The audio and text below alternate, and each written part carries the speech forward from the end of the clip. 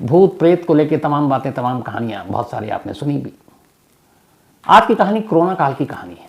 2020 में जब कोरोना ने दस्तक दिया तो पूरी दुनिया लॉकडाउन में पड़ गई। सारे कारोबार ठप हो गए, लोगों की नौकरियां गई। पहली बार देखने को मिला कि दफ्तर घर से भी चल सकता है, क्योंकि वर्क फ्रॉम होम शुरू हुआ। इंसानों के बीच में दूरियां बनाई गई, मास्क पहनने की आदत डाली गई, एक दूसरे के करीब जाने में डर लगने लगा। यहाँ तक कि अगर शुरुआत में तो किसी मोहल्ले में पता चल जाए कि कोई एक कोरोना पेशेंट है तो उस गली तक से लोग अपना मुंह मोड़ लेते थे। जिनकी मौत हो गई उनको कांधा देने वाला कोई नहीं था, शमशान कब्रिस्तान में जगह नहीं थी। ऐसी बहुत सारी चीज़ें हैं और इसी कोरोना ने बहुत सारी कहानियों को भी जन्म दिया। और आज की कहानी उसी कोरोना काल की एक अजीब व गरीब कहानी है। कहानी राजस्थान के भरतपुर की है। इस कहानी में मैं ओरिजिनल कैरेक्टर जो है उसका नाम बदल दूंगा, कुछ वजह है उसकी। तो भरतपुर में एक फैक्ट्री थी और उस फैक्ट्री में बहुत सारे मजदूर काम किया करते थे, या अलग अलग जो इंजीनियर और बाकी सब जो थे। उसी में एक ये बदला हुआ नाम विनोद। तो शिकारपुरी खड़े हैं तो कोई नाम देना है तो विनोद का ही दे दो। एक एम्प्लॉय था जिसका नाम विनोद था, उसी फैक्ट्री में काम किया करता था। उसकी एक बीवी, 2 बच्चे। भरतपुर से कुछ ही दूरी पर एक गांव में उसका घर। ठीक ठाक परिवार चल रहा था, जिंदगी सही कट रही थी। जितने पैसे मिलते थे उसमें पूरे परिवार का ठीक ठाक से गुजारा भी हो रहा था। लेकिन तब तक जब तक कि कोरोना ने दस्तक नहीं दी। जब कोरोना आया और उसके बाद शायद 25 फरवरी या मार्च की वो तारीख थी जब पहली बार इस देश में लॉकडाउन लगा। तो उस लॉकडाउन के बाद कोरोना ने इतनी दहशत मचा रखी थी कि लोगों को अपने घरों में रहना पड़ा। दुकानें बंद हो गई, शोरूम, मॉल, फैक्ट्री, सब जगह ताले लग गए, क्योंकि जान ज़्यादा ज़रूरी थी। अब ऐसे में वो लोग क्या करें जिनकी ज़िंदगी का पूरा जो सोर्स था कमाई का वो नौकरी ही था, नौकरी पेशा थे, उसी से घर चलता था। तो शुरुआत में बहुत सारे लोगों ने इंसानियत दिखाई। भरतपुर के इस फैक्ट्री के ओनर ने भी इंसानियत दिखाई और उन्होंने कहा कि चलो जब तक फैक्ट्री बंद है या आफत टल जाए तब तक हम तमाम लोगों को तनख्वाह देंगे।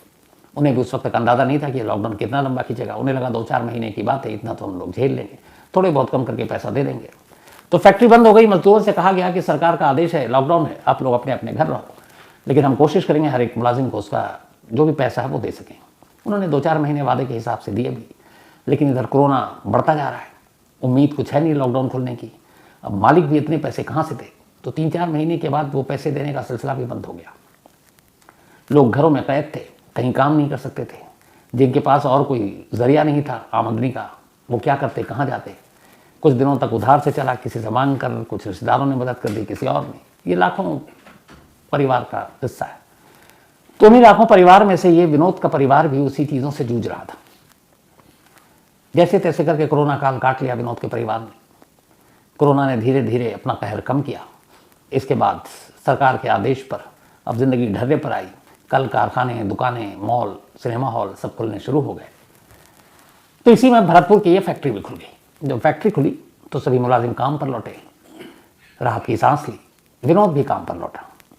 अच्छा, इस फैक्ट्री में विनोद की एक बड़ी अलग पहचान थी। वो बहुत ही हंसमुख, मिलनसार, अपने तमाम कुलीग जो भी साथी वहाँ काम करते थे उन सबसे बहुत प्यार से बात करता, उन लोगों का दिल भी बहलाता अपनी हंसी हंसी वाली बातों से। तो उसका जो रेपो था वो बहुत अच्छा था कि एक बहुत अच्छा इंसान है, और वो दिल का इंसान भी अच्छा था। तो लोग उसकी कदर भी करते, इज्जत भी करते, उसे मिस भी करते। तो जब लॉकडाउन खत्म हुआ तो सब लोग आए, विनोद से मिले, सब बड़े खुश। फिर से ज़िंदगी वैसे ही पटरी पर लौट आई जैसे 2020 कोरोना से पहले थी। लेकिन इस बार लोगों ने महसूस किया कि विनोद के बर्ताव में कुछ तब्दीली आ गई है। शुरुआत में लोगों को लगा कि शायद इस कोरोना काल की वजह से बहुत सारी चीज़ें झेली हैं लोगों ने। विनोद के ऊपर भी बहुत सारे ऐसी मुश्किलें आई होंगी। फैक्ट्री बंद, तनख्वाह मिलती नहीं थी, पता नहीं परिवार कैसे चल रहा होगा, कैसे पल रहा होगा। तो ये सोचकर उन्होंने धीरे धीरे इन चीज़ों को इग्नोर किया। लेकिन उसके आसपास के लोगों को लगा कि अब विनोद उतना हंसमुख नहीं रहा। अब विनोद काम भी कर रहा और यहाँ तक कि अब वो ओवर टाइम भी करने लगा। उसने अपने मैनेजर से कहा कि जो भी काम है, फैक्ट्री में अब काम शुरू हुआ था तो काम बहुत था। तो बहुत सारे ऐसे मजदूर होते हैं या काम जो कर्मचारी हैं वो होते हैं जो ओवर टाइम नहीं करते क्योंकि थक जाते हैं। लेकिन उस फैक्ट्री में इकलौता विनोद था जिसने कहा कि मुझे ओवर टाइम भी करना है। अब वो ओवर टाइम भी करने लगा। हफ्ता, 10 दिन, 15 दिन बीता। एक दिन मैनेजर ने कहा कि तुम पूरे दिन की शिफ्ट करते हो, फिर रात को ओवर टाइम करते हो, तुम थकते नहीं हो, तुम्हें नींद नहीं आती। तो उसने कहा कि साहब हमें अब कहाँ नींद आती है। तो उसे लगा पता नहीं ये परेशान शख्स है, घर और परवरिश बच्चों की इन चीज़ों में इसके बोझ तले दबा होगा, इसी तरह ऐसी बहकी बहकी बातें कर रहा है। मैनेजर को भी लगा चलो ये काम अपनी खुशी से कर रहा है, ठीक है, करता रहा। बट एक रोज एक अजीब वाकया हुआ।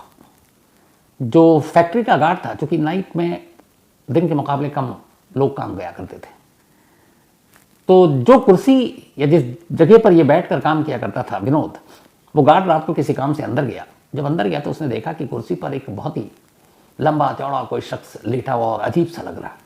रात में वो देखकर उसको वो घबरा गया, क्योंकि विनोद की कदकाठी के मुकाबले वो 2-3 गुना ज़्यादा। उसे लगा इतना बड़ा इंसान तो मैंने देखा नहीं है, लंबा चौड़ा। वो बदहवास वापस भागा चीखता हुआ। लोगों ने पूछा क्या हुआ? उसने कहा मैं गया अंदर तो देखा कि विनोद सो रहा, लेकिन विनोद बदला हुआ था। तो मैनेजर भी था जो नाइट ड्यूटी पे, वो आया। उसने कहा चलो। जब अंदर गए तो उन्होंने देखा कि विनोद ही वहाँ लेटा हुआ है।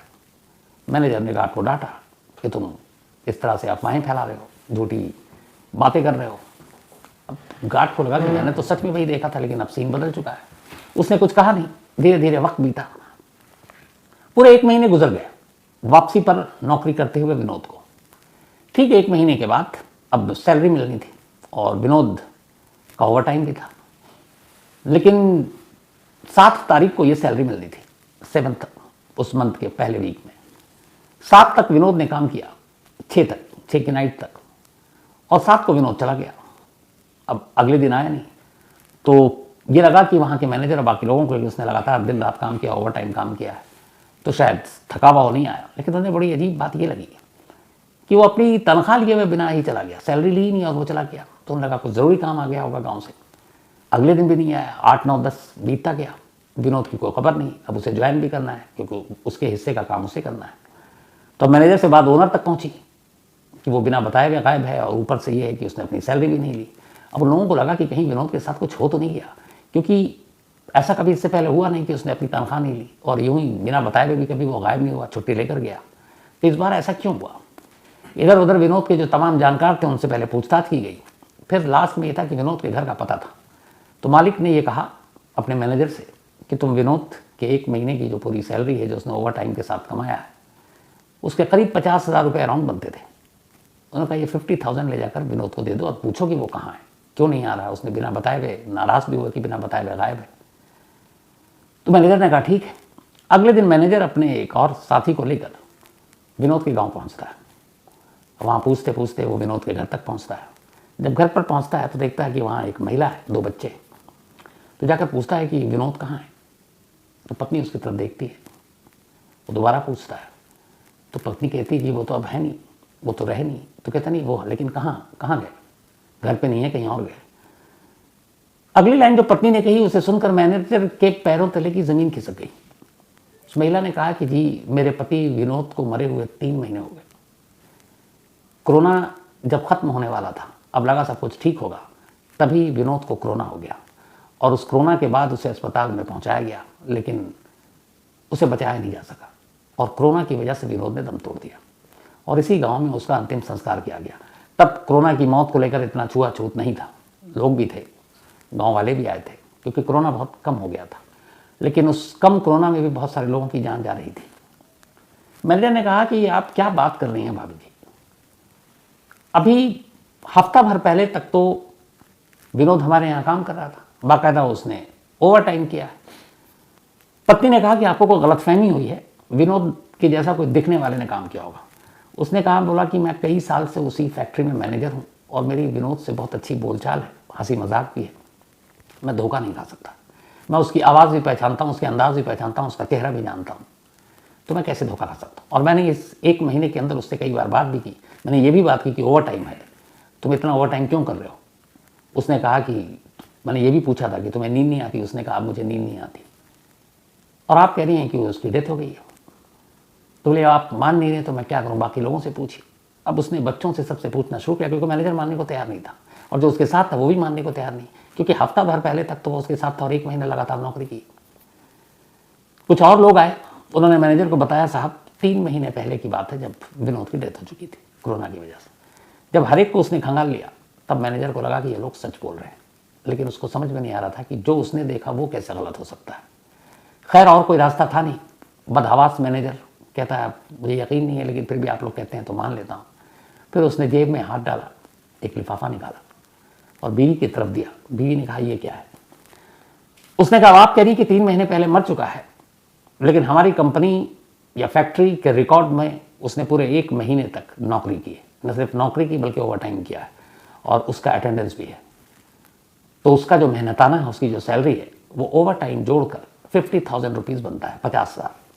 अब मुझे नहीं मालूम, लेकिन चूंकि हम लोग जानते हैं कि हमारे सामने उसने काम किया है, तो इस सैलरी पर आप ही का हक है। ये विनोद ने नौकरी की, विनोद ने ओवर टाइम किया, तो ये विनोद के पैसे हैं। हमारे मालिक ने कहा ये आपको देकर आने के लिए। तो अब मैं बाकी की बात मालिक को बताऊंगा, लेकिन मैं चूंकि हम सब गवाह हैं, हमने ही देखा है, तो अब ये जब विनोद नहीं भी है तो हमारे सामने तो विनोद ने काम किया, हम किसी और को पैसे कैसे दे सकते हैं, इसलिए ये पैसे आपके, आप रख लीजिए। जैसी ये बात सुनी, बीवी ने लिफाफा खोला, पैसे देखें, बीवी अब पहली बार रो पड़ी। अब तक मैनेजर ने जब पूछा विनोद कहाँ है, क्या हुआ, उसने बताया सारी कहानी कि 3 महीने पहले डेथ हो गई, लेकिन बीवी की आंखों में तब तक आंसू नहीं थे। लेकिन जैसे ही उसने लिफाफा खोला और देखा कि 50,000 रुपये हैं जो बताया, बीवी रो पड़ी। मैनेजर ने पूछा कि आप क्यों रो रही हैं? उसने कहा मैं समझ गई इस पैसे के पीछे की कहानी क्या है। उसने कहा जब मेरे पति विनोद की डेथ हुई, उसके बाद सारे रिश्तेदार एक एक कर चले गए। अब हम लोगों ने सोचना शुरू किया, 2 बच्चे थे, मुझे कोई काम आता नहीं है, तो बच्चों की पढ़ाई लिखाई और घर का चूल्हा कैसे जलेगा, कोई मदद करने को आएगा भी नहीं, और बाकी लोग ऐसे थे कि उन्होंने मदद भी नहीं की। तो मैं बड़ी परेशान थी, और दोनों बच्चों को लेकर कि वो ऐसे इस उम्र में चले गए कि अब घर का क्या होगा।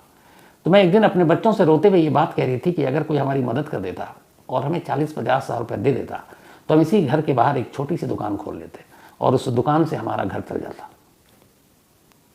बीवी ने कहा कि शायद विनोद ने ये बात सुन ली, और विनोद का मतलब उसकी आत्मा में। और उसने कहा कि देखिए ठीक 40-50 बोला था मैंने, और अब आपने 50,000 ला कर दिया। मैनेजर ने कहा कि अगर वो ओवर टाइम ना करता तो शायद 35 से 40 के बीच में उसकी सैलरी बनती, पर ओवर टाइम करने की वजह से अराउंड 50,000 बना।